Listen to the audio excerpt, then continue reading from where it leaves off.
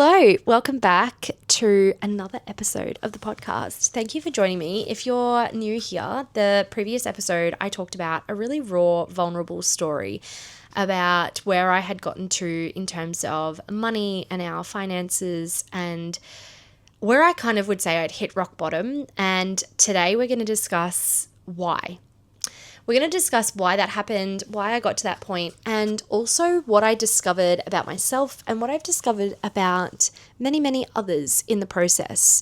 And then the next episode, episode 3, is going to be about how we overcome these things, okay?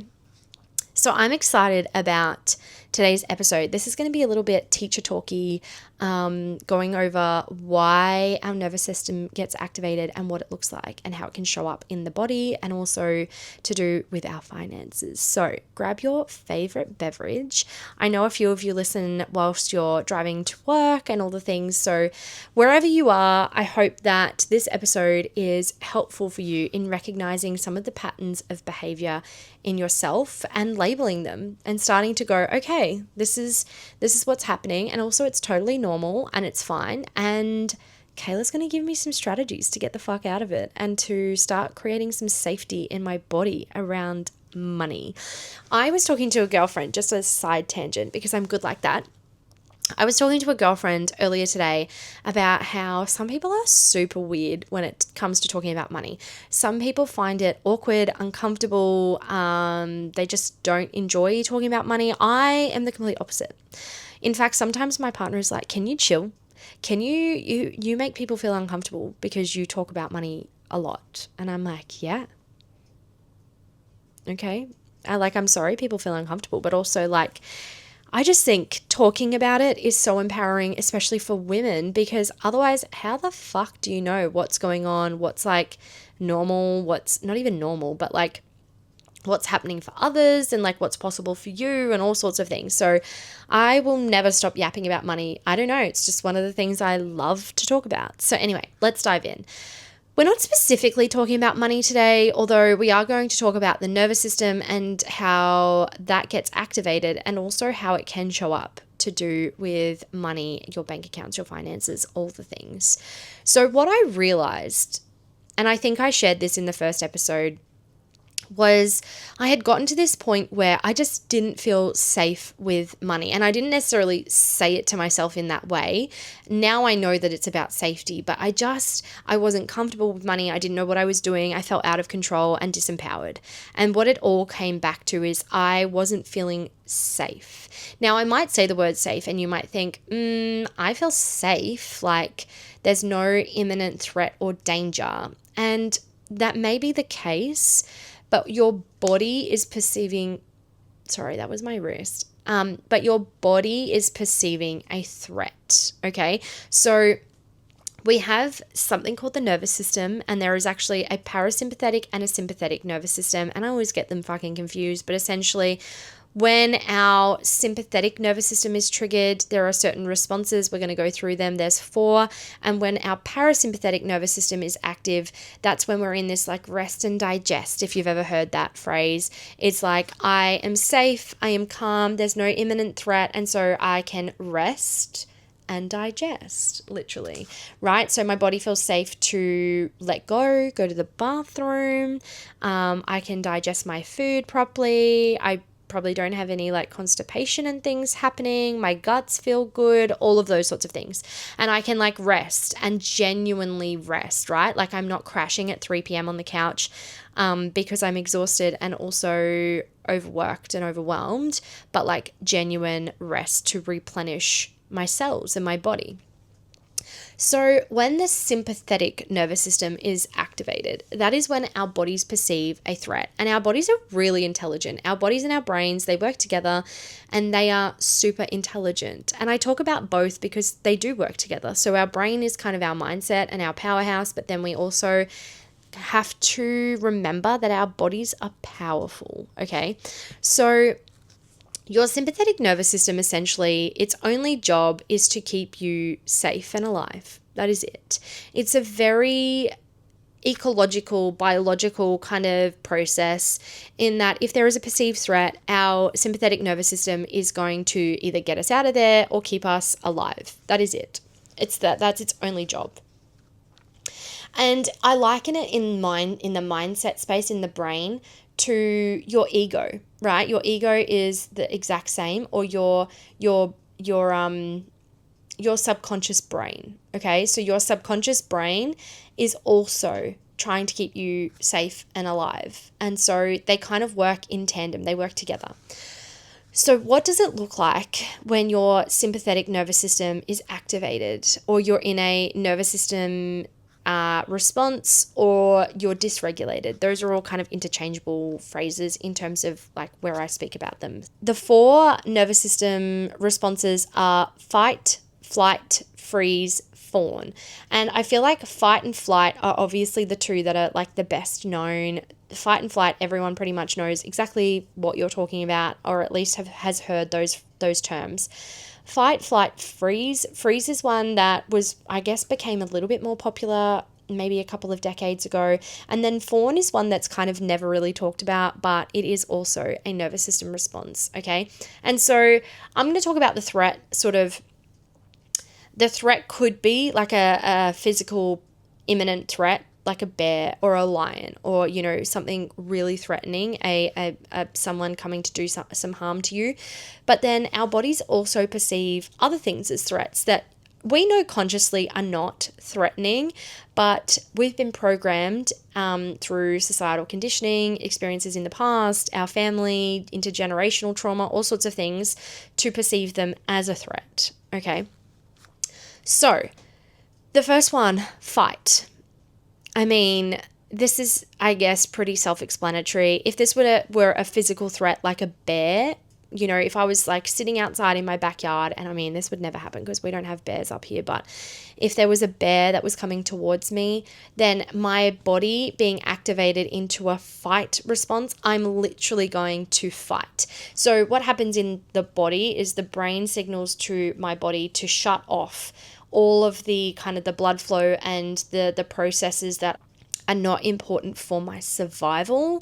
So that's where we kind of cut off the whole rest and digest situation. I'm not going to be actively digesting food that I've just eaten or any of those sorts of things, because all of my body, my hormones, my adrenaline, all of that is going to go to fighting. Okay, so the blood flow is going to extend to my limbs. I'm going to be kind of activated, my heart rate's going to pick up, all those sorts of things. So essentially, fight when it comes to an imminent threat is like literally I'm ready to fight you. I've got like fists up, ready to go.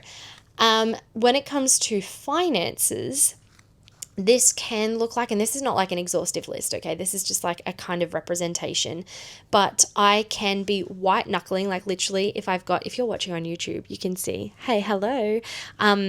You're like white knuckling, right? Like I'm gritting, I'm bearing it. I've got like my fist is tense, my knuckles are white, and it's similar in the sense that I've got my spreadsheet. I've put all the figures in, it's tight, it's ready to go. And if anyone, you know, so much as steps outside of that, if my partner overspends by 10 cents, I'm like, I'm starting arguments with him, okay? I'm like raring to go. I'm like, dude, what are you doing? You're like, da-da-da-da. It'll come out sort of, hopefully more verbally than knuckles, but it'll be starting arguments and you know, arguing about money and trying to stick within your budget as best you can, sort of like with willpower and grit. It can also show up, this is a sneaky one, but it can also show up as sometimes impulse spending in a way to kind of, I guess, assert power or to feel like you have control and power over the situation. And I mean, there's going to be a cycle after that of feeling guilt and shame, so, and probably like some regret. So I do not recommend this as a like a wealth strategy, but that's the fight response. Okay, so like in a threat, it's literally fight, and then it can be exactly that. You know, in your partnerships, it will be fighting about money. It can lead to like a really strict, stringent budget that you don't step outside of, and then when you do, if you do, and you have that like impulse spend, trying to feel better and more in control, it will often then dip quite the opposite, and you will feel out of control and then go back to your budget or start arguments. So fight, pretty self-explanatory. The second one is flight. Okay, so if there is the bear that's coming at me, then obviously, again, my blood flow is going to go to my legs, because I'm going to hightail it out of there and I'm going to run as fast as I can, okay? And I'm going to go. I'm out. And when this shows up in terms of money, flight it's an interesting one actually, because it's going to be running, but you're going to be like running, trying to get all the things done. You're running around. You've got your primary job, you've probably got a second job, or you've got a side hustle, you've got some other stream of income, you're selling all the shit on Facebook Marketplace, you've probably done DoorDash and surveys, and you're just like hustle, more. And the thing is, you can accumulate more, right?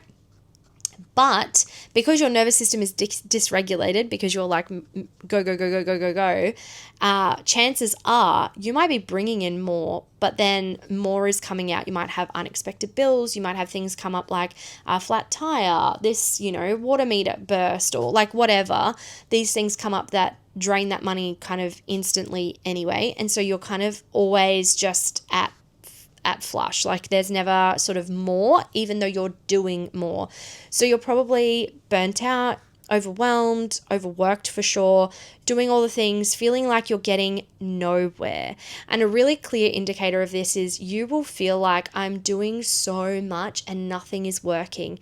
There's never really any more in my bank account, maybe $100-$200 here and there, but it's like I'm doing so much and getting nowhere. Okay, I want you to think about like, I'm running on like a treadmill. So like I'm doing all the work, but I'm not actually moving forward. I'm not getting anywhere. So that is flight. The next one is interesting. This is definitely my sort of response when I'm feeling dysregulated. This is me to a T. So this one I could talk about till the cows come home, honest to God, but freeze. And the thing is, it's funny because not in every situation, right? Because you don't have like one nervous system activation for every situation, right? But this would be my predominant kind of nervous system response to most things. And this is like when I look back at, things that have happened to me in my life, like traumas, assaults, all sorts of things. This also has been my sort of dominant response, and a lot of it links back to sort of childhood, attachment theory, all those sorts of things. So let me know if you're interested in that. We can definitely deep dive into like attachment theory and childhood in another episode. But freeze is definitely where I sit when my nervous system is activated. And freeze is an interesting one. It's literally like if there was a bear, I would be frozen, right? Whether it's like laying on the ground in like the fetal and just laying there and hoping that the bear like either sniffs me and moves on or doesn't even notice me. It's very much a making myself small to not be noticed. You can see, if you're watching on YouTube, you can even see like when I'm enacting this, I'm contracting, right?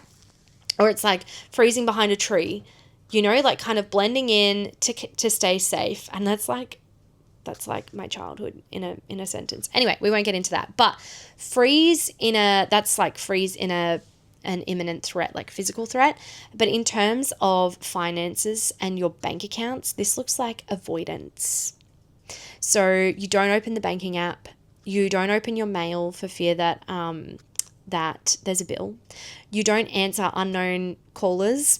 That's one of my favorites. I used to have, in my early 20s, I would have debt collectors call me all the time and I just wouldn't answer them. Like when you're in this response, you can't even see that if I answer them and I come up with a payment plan, then it's sorted, right? And I can stick to that payment plan and then it's done. Like in a couple of weeks, I'm over it. It's like you can't even see that. It's like I can't avoid. I'm not, don't let them see me Um, it's very much an avoidance. So not opening the bank account, not opening your mail, not if someone texts you and says, "Oh, you didn't make this payment," just like ignoring it. It's almost like "Oh, I'll deal with that tomorrow," and tomorrow never comes. Is that a song? I don't know. I feel like Ronan Keating or something was like playing in my mind. Anyway, um, it's like, "Oh, I'll deal with that tomorrow," and then 3 months later, you're like, "Fuck, I still haven't paid that bill, and now it's got like an overdue fee as well, or interest attached or something, okay, or a fine or whatever."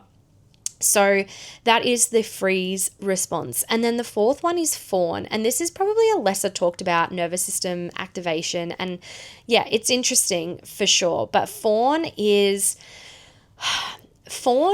a people pleasing. It can look like people pleasing. It can look like keeping up appearances, when in fact it's actually kind of a herd mentality. Okay, so if you think about our nervous system, right, many, many millions of years ago, or however old the human race is, I don't even know, but this system is biological, and its only directive is to keep us safe and alive, okay? So this is not a conscious process. It's very subconscious.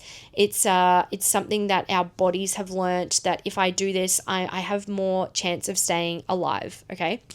It's a self-preservation thing. And so when we look back to, I guess, humans and just like mammals and just animals and species, there is this herd mentality. Okay, if I'm part of the pack, if I'm part of the herd, then I am safe, right? And I use the example of like gazelles. I had to look this up because I was like, what is a group of gazelles called? A herd or a troop. But we're gonna use herd because I think it's kind of easier. So if you think about the other responses, if I'm a gazelle, okay, hello, I'm a gazelle, and I'm in a herd of gazelles and there is a lion circling, okay? If I'm a gazelle and I'm going to fight, I'm not going to win. I'm not surviving, okay? A gazelle versus a lion, my kids would tell you this because they love animals and like pitting, one against the other and whatever. If I'm a gazelle and I'm trying to fight a lion, I'm dead. Simple as that. If I'm a gazelle and I try and outrun a lion, I mean, I might survive, but I might not, okay? It's not going to be my go-to, And then once I've outrun the lion, I'm on my own, so then another predator can come and attack me, right? If I'm in a freeze response and I've kind of shut down, I'm like, oh, I'll hide behind this rock. I mean, that might work for a bit. But then if the herd wanders off, again, I'm on my own and a predator can come and kill me, right? The fawn response, and it's funny that I use the word, the gazelle kind of analogy, because I suppose like fawn is literally an animal, and I think of like Bambi, okay? But the fawn response is to remain part of the pack, okay? And so how this shows up with finances is saying yes to things socially or otherwise that maybe you can't afford because you want to remain part of that connection, the community, the friendship circle, whatever it is. Saying yes to helping out a friend when you don't have the money to. Going into debt rather than just saying no to things because you fear being left out or being removed from that group or that community or that friendship or whatever. And it doesn't have to be a group, it could just be you and another friend. But the point is, it's not a egotistical keeping up appearances. Like, I don't want it to come across that way, because it's not. All of these responses have nothing to do with show and being showy, being flashy, being wealthy, whatever. All of them are a safety response in your body. So there's no judgment and shame here. If your go-to is the fawn response, this doesn't mean you're like egotistical or vain or any of that. It's very much a trying to remain part of the group, trying to keep those connections, because it would feel really unsafe to go out on your own. Whereas the freeze response, it's almost safety in being on your own and being self-sufficient. It's very interesting. And this is where I liken it to kind of your attachment theory in childhood, because the avoidance attachment is very similar to a freeze response, and I have an avoidant attachment and also a freeze response. It is much safer to be on my own, to do things on my own, to only rely on myself. So I very much don't have the pack mentality where I can rely on others, because I've never been able to rely on others. It's very self-sufficient. So all of those nervous system activations or responses are self-preservation and safety. And I want to be really clear about that, because none of this is about you are bad with money, you are bad with numbers, you don't have financial literacy. None of that is true here. What is true is our bodies are very clever at keeping us alive and keeping us safe. And whilst, very rarely is our situation with money for many of us is not about like safety right now. Like if I don't get fed today, I'm going to die. It's not really about that. A lot of us have, enough resources to be getting by. And I know, the cost of things is rising and all of that sort of stuff, but there's supports out there. I have not come across anyone in my lifetime who, thank God, has been, homeless and had legitimately nothing to eat.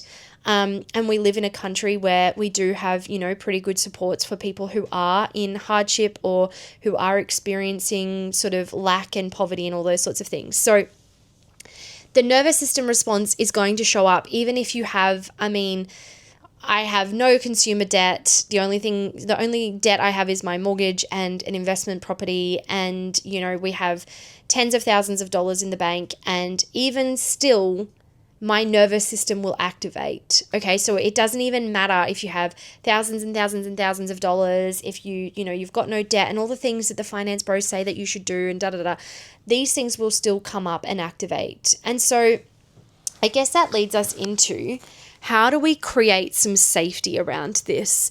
And it's a slow going process, but it's one that you want to be starting so that you can feel comfortable with your money. And you could get to a different point with your money situation and these things can show up again, right? This is not a one and done situation.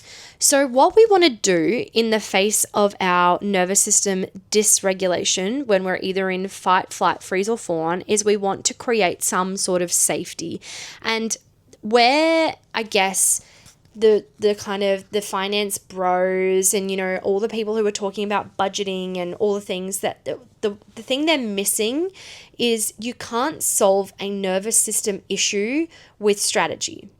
It just is not going to work. What happens is you're already in a state of perceived threat. Again, it doesn't have to be an actual threat, but when you are in fight, flight, freeze, or fawn, your body, your nervous system has perceived some threat, your bank account, whatever it is. And when you actually try and add on top of that a spreadsheet, a planner, a budget, all that does is create more threat. It's actually physically impossible to willpower, motivate your way out of dysregulation. And so the only way to get out of fight, flight, freeze, or fawn is to create safety. So it's safety first, strategy, and then also like identity. That's the kicker, right? Because the identity is how we actually reduce the amount of nervous system activation we're experiencing. But that's like the bigger picture stuff. So we want to start creating some safety in the body. And this is like, it can be really easy to see online. People are talking about do a red light sauna and do some meditation, and that will help regulate your nervous system. That's all good and well. Even like the things not to do are things like ice bathing. So you know how ice baths are huge for recovery. Ice baths are great for recovery of like muscles and things. They are fucking terrible for nervous system. If your nervous system is already in fight, flight, freeze, or fawn, and then you go sit in a bathtub full of ice, your body is going to be like, holy fuck, the threat has just gone up. Okay, so it's the same when you try and layer on a spreadsheet. Your body is like, whoa, not only do we have this fucking bear chasing us, now we've got a spreadsheet to deal with. No, thank you. I'm not doing that. Okay. So I'm not going to go into like the deep dive of what to do in this state, because episode 3 is going to be the how. All right. But What we want to start doing is creating a little bit of safety in the day-to-day, okay? We want to create a little bit of safety around what it is that how our nervous system is being triggered. And when we're talking about finances, that could be really simple, really small. This is like, I know it seems like, oh, that's not going to do anything, but I promise you it will. Let's take my nervous system activation of freeze. If you're in a freeze response and you recognized yourself in, oh yeah, I avoid my banking app, I don't open the mail, I don't answer no name calls, all those things, all I want you to do is I want you to get your phone and I want you to open your banking app. Don't do anything, just open it. And if you can make this the same time of day and do it every day, consistency is great. But if you can make it even the same time of day and start creating a real sort of habit ritual around it, that's going to help, okay? So whether it's like on your commute to work in the morning, or when you're in the line for school pickup, or, you know, just after sort of your kids have gone to bed, or whatever it is, whenever it suits you, all I want you to do is to open your banking app and then close it. That's it. Don't do anything else. And that is going to slowly build. The more we repeat something, the more predictable it is. Our nervous system doesn't perceive it as a threat, okay? It would be the same if I sit out in my backyard and I saw a bear every single day. At some point, my body would be like, because it learns, right? The bear comes, it doesn't come anywhere near me. It's never engaged with me. It comes and then it walks off. And slowly over time, your body's like, oh, okay. I see the bear come and I no longer get activated because I see it come and I know it's just going to walk off. It's not actually coming to me, okay?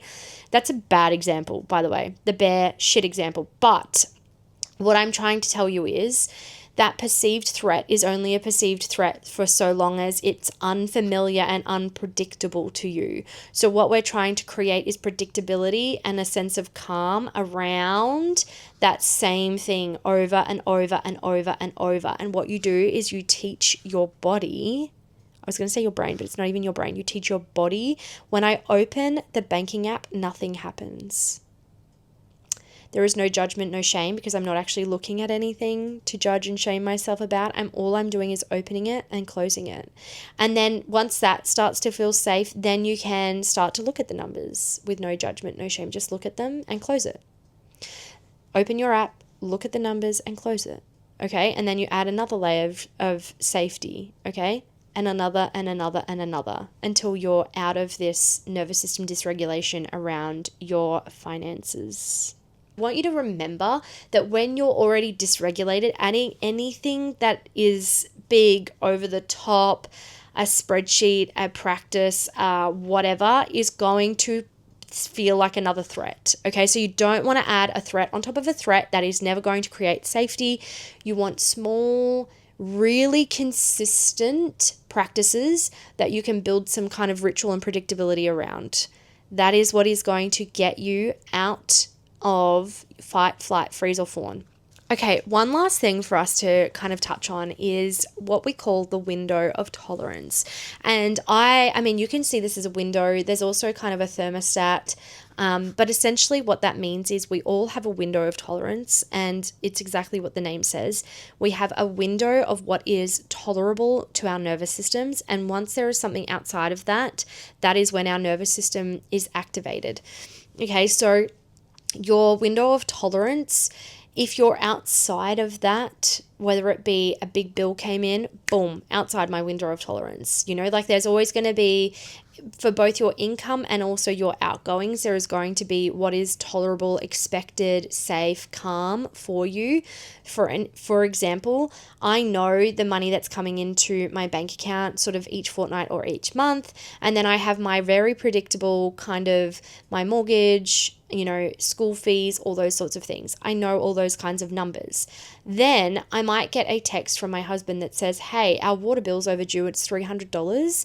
I can tell if I'm within my window of tolerance because I'll either be like, oh, okay, I'll pay that. Like, that's annoying, whatever, and pay it. And I can tell what's outside my window of tolerance because I will be in activation mode.